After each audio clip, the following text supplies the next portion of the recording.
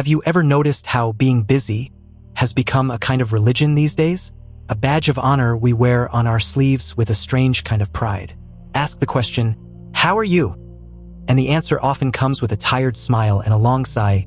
"Oh, so busy, man. Just running around in life." And with this answer arises a peculiar respect, a sympathetic deference towards that person. Because being busy means being important, being necessary, being relevant. If you're not busy, perhaps you're falling behind in the race of life. Maybe you're not ambitious. Maybe you're boring. But today, I want to talk to you about this very cult of busyness, about its unbearable lightness, the unbearable lightness of being busy. It sounds like a paradox, doesn't it? Busyness feels heavy, a burden. Then what is this lightness? Because you see, real heaviness, that depth, that meaningfulness, comes from focus and presence. When you immerse yourself completely in one thing, in one moment, with one person, that experience is dense, rich, and yes, heavy, meaningfully heavy. But today's busyness is its exact opposite. It is wide, not deep. It is a skimming, bouncing attention on the surface of 1,000 things, with no depth at all. It is a lightness, an unbearable, perilous, hollow lightness, like a thin film of oil floating on water, not letting you touch the real life, the real depth underneath.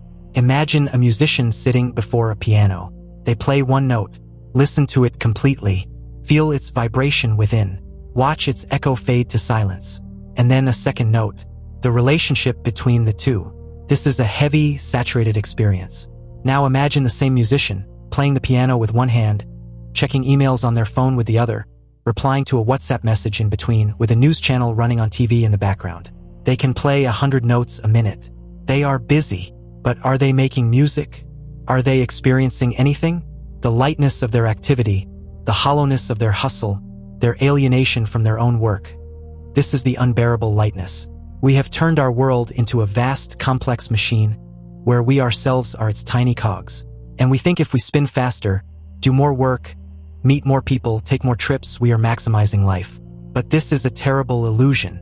It's like a man standing in a forest who thinks, "I must touch every tree here, count every leaf, run on every path," and in his hurry to do so, he never actually feels the forest.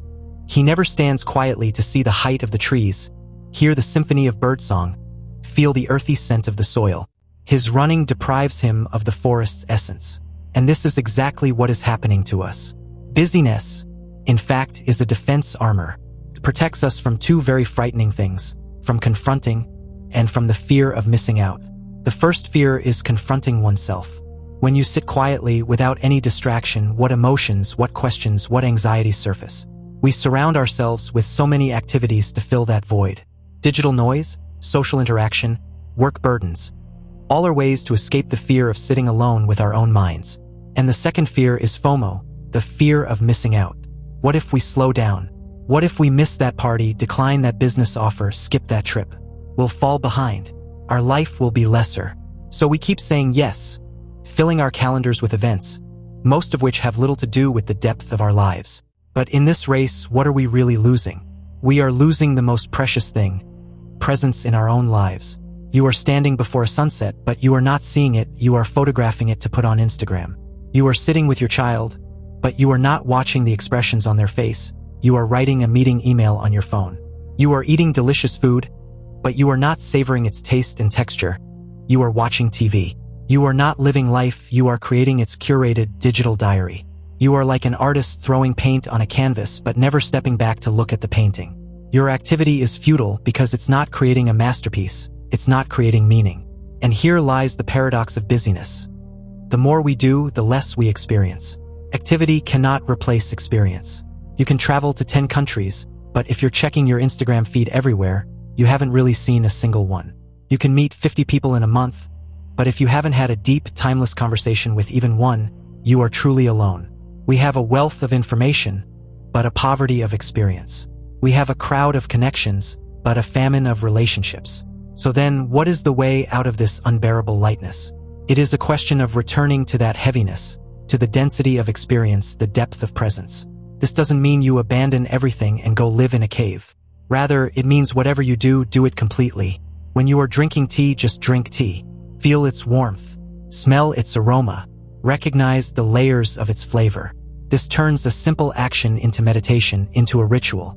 When you are talking to someone, look into their eyes. Listen to their words, not just prepare your next reply. Be present. This is a heavy task because it requires you to focus all your energy on a single point. It also means learning to say no. The temptation of every opportunity, the allure of every invitation will pull you towards that lightness. Having the courage to say yes to selective, meaningful things is the heaviness that takes you beneath the surface. Doing 3 meaningful things in a day is far better than doing 12 hollow ones. Finally, remember this. No one, on their deathbed, ever says, "I wish I had spent more hours at the office," or "I wish I had emptied my inbox more often." They always think of those deep, heavy, presence-filled moments, the feeling of holding their child for the first time, the deep silence while watching a sunset with a loved one, the sudden shower of memories upon hearing an old song. These are the moments that make us feel heavy, saturated, and alive. They are the opposite of busyness. They are presence. So from today, when someone asks you, "How are you?" perhaps with a new kind of courage, answer them, "I am present," and see what happens. Perhaps this is the very heaviness that can save us from this unbearable lightness. You are absolutely right. This presence, this heaviness, is not as simple as it seems. Because this entire civilization, this whole system we live in, is designed to keep us in that very lightness. This is no coincidence. A society whose economy is based on consumption will never want you to sit quietly and feel content. It wants you to always be in search of the next thing, the next purchase, the next trip, the next promotion, the next upgrade. Discontent is the fuel of consumerism, and busyness is the greatest weapon to maintain this discontent. When you are busy, you don't have the time to ask the question, "Is all this really necessary? Am I truly happy?" You just keep running like a rat on that wheel, and the wheel keeps turning. Therefore, the decision to abandon this lightness is not merely a personal choice. It is a rebellion. Peaceful yet profound rebellion. It is saying, "I will not participate in this race. I will not measure the value of my life by the quantity of work, but by its quality." And doing this is an invitation to loneliness. Because when you slow down, you will find that many people are still in that race. Your topics of conversation will diverge. Where they talk of project deadlines and market trends, you might want to talk about experiences in meditation or the pattern of a tree's bark. This creates a strange isolation. This is the price you pay for this heaviness, the price of separation from the norm. But this isolation, this loneliness, is not what should scare us. What is truly frightening is getting lost in that superficial crowd, where you have no real identity. When you slow down, you meet yourself. And in the beginning, this meeting can be unpleasant. You will find within you a noise, a restlessness, which you've always run outward to fill. This is the moment where the real work begins, the work of sitting with that restlessness without running, without distraction, observing it, asking, "What is this turmoil? What is this void that I fear so much?" And here, another deep truth emerges. Often we stay busy because we cannot see a deep, meaningful purpose in our own lives. If we don't know where we are headed, we keep running to prove that at least we are heading somewhere. It is like a person sitting in a car, revving the engine loudly, shifting gears, turning the steering wheel, but never actually driving the car out of the garage. Lots of noise, lots of motion, lots of action, but no movement, no direction. Busyness is the veil of purposelessness. So then, where will direction come from? It will come only when you stop. When you stand courageously before this question, what is truly important to me in this one and precious life? This answer will not come to you from an external guru or a book, but from your own depths.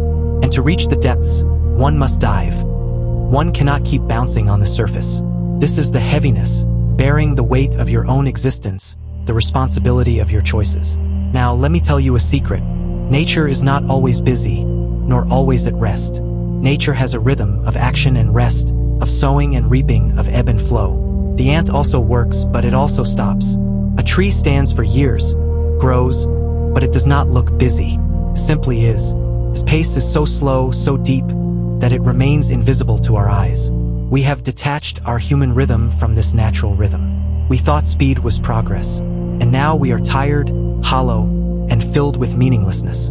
There is only one remedy for this meaninglessness: to return to rhythm, to create space in your day, your week, your year, for those deep, heavy moments. These moments can be found not through time management, but through attention management. This means moments of stillness, sitting at least once a day, doing nothing, thinking nothing, just breathing. It is like dropping an anchor into the depths of your consciousness. Focused work, abandoning the illusion of multitasking. One task at a time, but with complete presence. Embracing the useless, doing things that have no product or outcome, simply because they bring you the joy of being. Watching clouds, reading an old diary, walking without a destination. Deep conversation, finding and spending time with people with whom you can forget the limits of time, where conversations can descend below the surface. All these actions may, at first glance, seem unorganized and unproductive, because they are. They are not for the economy. They are for the soul. They are an investment in an account whose balance holds no value on a spreadsheet, but which is the only thing between life and death, your experience. And finally, one last thing. The greatest sting of this lightness is that it drives us away from our own mortality. By staying busy, we run from the truth that our time is limited. We live as if we are immortal, and thus waste our priceless present on cheap activities. But when you choose heaviness, when you are fully present in the current moment, you also make peace with death. Because a full, meaningful moment exists beyond the limits of time. In that moment, you experience a touch of eternity.